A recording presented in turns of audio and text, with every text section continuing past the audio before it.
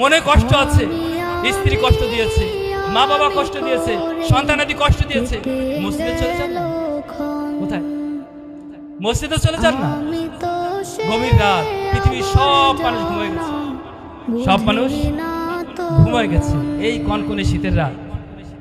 মনে করেন যে এই রাতটা কিন্তু অনেক বড়, অনেক লম্বা রাত। যদি কেউ ইশারের নামাজ পড়ে ঘুম পড়ে, তার কিন্তু আর রাত শেষ হয় না, রাত শেষ হয় না। যদি কেউ ইচ্ছা করে তাহাজ্জুদ নামাজ পড়তে, কি তাহাজ্জুদ নামাজ চেনেন নাকি? চেনেন? চেনেন তাহলে নাকি? তো এই তাহাজ্জুদ নামাজ পড়লে আল্লাহ তাআলার সাথে সম্পর্ক ভালো হয়, সম্পর্ক ভালো হয়।